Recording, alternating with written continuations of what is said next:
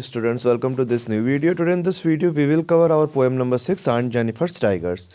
Dear students, in this video the poet has clearly mentioned that in this poem there is a story of a woman who is totally tortured by her husband, and what kind of difficulty has she faced after the marriage, and what kind of freedom she wanted but she could not get, and so much torture has been done by her husband. So everything, what is the condition and how does she feel, what is the real feeling of a woman after the marriage, the poet has clearly mentioned here कि एक women होती है जो कि शादी के बाद, माँ सपोज़ करिए उनके हस्बैंड उन पे बहुत ज़्यादा टॉर्चर करते हैं, तो बहुत सारी आई मीन बाउंडेशंस लगती हैं उस पर, तो वो कैसी फीलिंग उसके मन की होती है, everything the here she has describe. और इसको मतलब इस पोएम के स्टार्ट में बता दिया गया है कि मतलब वो जो वुमेन होती है ना, वो एक कपड़े पे कुछ मतलब सुई के निडल से वो कुछ बना रही होती है कपड़े पे, जैसे एक कुछ वो निडल से कढ़ाई कर रही होती है उस कपड़े पे। तो कढ़ाई कर रही होती है तो उस पे क्या होता है कि एक टाइगर की शेप बना रही होती है और उस टाइगर के थ्रू कुछ मैसेज देना चाहती हैं। Let's see.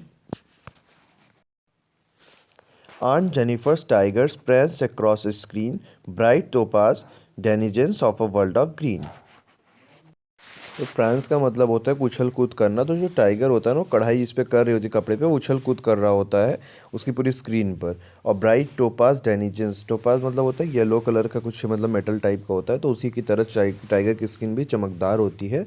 Of a world of green, तो डेनिजेंस मतलब क्या होता है कि टोपाज मतलब होता है जो येलो कलर की स्क्रीन होती है, और डेनिजेंस मीन्स इनहेबिटेड मतलब रहने वाले, of a world of green, कि इसी ग्रीन वर्ल्ड में वो हमारे चारों मतलब जंगलों में वो रह रहे हैं। तो आंट जेनिफर्स टाइगर्स प्रेंस अक्रॉस एक स्क्रीन मीन्स एक स्क्रीन है जो उनके यहाँ जिस पे वो कढ़ाई कर रही है, उस पे वो इस टाइगर दिख रहा है। Bright topaz denizens of world of a green, और उस इस ग्रीन वर्ल्ड मतलब फॉरेस्ट में वो रहा करते हैं।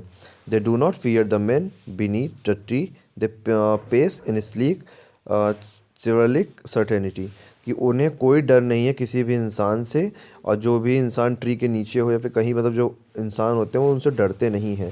तो जैसा कि इसमें बताया गया है ना पोएम में कि वो पोएटेस की वुमेन के बारे में बता रही हैं जो कि आफ्टर मैरिज बहुत ज़्यादा परेशान है, मतलब बहुत ज़्यादा दुखी हैं अपनी मैरिड लाइफ से। तो वही बता रही कि उनके हस्बैंड बहुत ज़्यादा टॉर्चर मतलब करते थे उनको।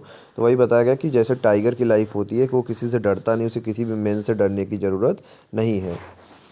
Clearly she has mentioned here that in this poem she was trying to say that in the male dominated country how the condition of a woman was at that time, she has expressed here everything.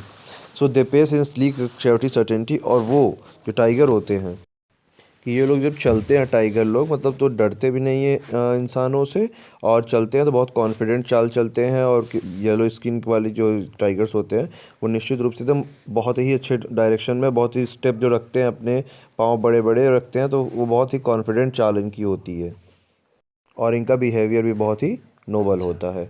So poet बताते हैं, poets बता रही हैं इसमें कि जो tiger होते हैं वो फ्री होते हैं, किसी का डर नहीं होता, वो किसी मेल से डरते मतलब इंसानों से भी डरते नहीं हैं। और जो उनकी चाल होती है, चलने की स्टाइल होती है, वो बहुत ज़्यादा कॉन्फिडेंट होती है। और ये येलो कलर के होते हैं और वर्ल्ड ऑफ ग्रीन मतलब जंगलों में रहा करते हैं। So aunt Jennifer finger fluttering through her wool find even the every needle hard to pull. तो क्या कहते हैं कि आंट जेनिफर जो है थोड़ी सी वो बूढ़ी भी हो चुकी है, ओल्ड भी हो चुकी है, थोड़ा सा उनके मन में जो डर भी था, जो कि पोएम के स्टार्ट बताया गया था कि मतलब वो डरी हुई हैं एक मेल डोमिनेटेड कंट्री में। तो वही है कि उनके हाथ फिर लड़खड़ा रहे थे, मतलब इधर उधर हो रहे थे, हाथ काँप रहे थे एकदम, अच्छे से नहीं निडल पे पड़ रहे थे, मतलब कपड़े पे कढ़ाई करने में दिक्कत आ रही थी उन्हें। तो दो रीज़न थे, ओल्ड भी हो चुकी थी, दूसरा उनके मन में डर भी आ गया था। तो इतना ज़्यादा डर चुकी थी कि जो वूल पे अपने मतलब निडल डाल रही थी वो हार्ड टू पुल था, मतलब बहुत ज़्यादा मुश्किल हो रही थी उन्हें खींचने में उसको, क्योंकि बहुत ज़्यादा वो उनके हाथ जो है फ्लटरिंग कर रहे थे। The massive weight of uncle's wedding band sits heavily upon the aunt Jennifer's hand. अब आंट जेनिफर के हैंड पे एक इमेजिनेशन वाली बात यहाँ कही गई है कि जो अंकल ने उनके वेडिंग बैंड पहना दिया था, मतलब शादी जो उनकी करा दी थी, वो बहुत भारी एक वेट है उनके ऊपर।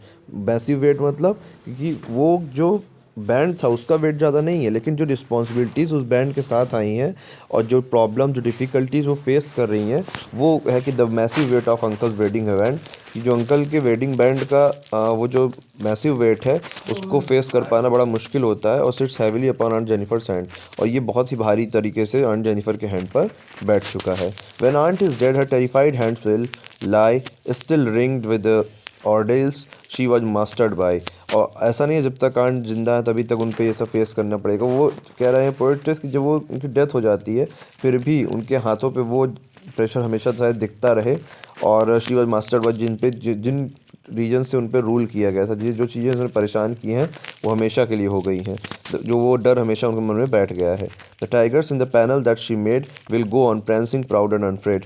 और लेकिन जो टाइगर हैं जो बना रही हैं अपने पैनल पे, जो उस पर कढ़ाई कर रही हैं, वो हमेशा will go on prancing proud and unafraid, वो हमेशा जहाँ भी रहेंगे वो किसी से डरेंगे नहीं, प्राउड रहेंगे और हमेशा कॉन्फिडेंट ही रहेंगे।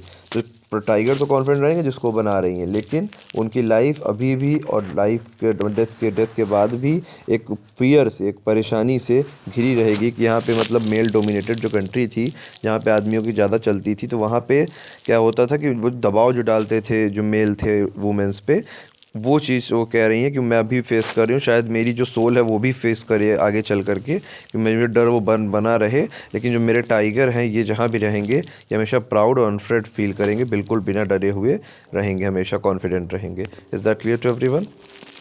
Okay, so this is very interesting poem where poet has showed that how in the male-dominated country, what is the feeling of women. So let's start the poetic devices here. Some poetic devices we can find out, like you can say that bright topaz here ना, तो यहाँ पे bright topaz को मतलब comparison किया गया बिना as या लाइक वर्ड की यूज़ किए हुए। तो यहाँ पे कौन सा हमने बताया कौन सा पोएटिक डिवाइस यहाँ पे हो जाएगा, मेटाफर पोएटिक डिवाइसेस, जहाँ पे बिना एज या लाइक की कंपैरिजन किया जाए। ये same as world of green, यहाँ पे भी बिना एज और लाइक के बताया गया वर्ल्ड ऑफ ग्रीन है, यहाँ पे मेटाफर फिगर ऑफ स्पीच हो जाएगा पोएटिक डिवाइस। और and when two lines start with the same word, जैसे यहाँ पे स्टार्ट हुआ है दे एंड दे ना, तो वहाँ पे कौन सा पोएटिक डिवाइस हो जाता है, anaphora. Is that clear? And here जब शिवलरिक सर्टेनिटी, तो यहाँ पे कौन सा पोएटिक डिवाइस हो जाएगा, जब सेम कॉन्सोनेंट लेटर से स्टार्ट हो रहा है तो alliteration.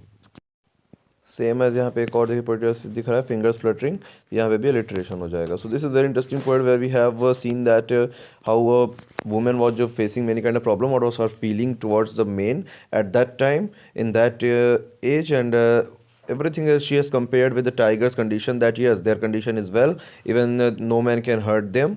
So with these explanations the poem ends here. Now we will continue in the next video to the another chapter.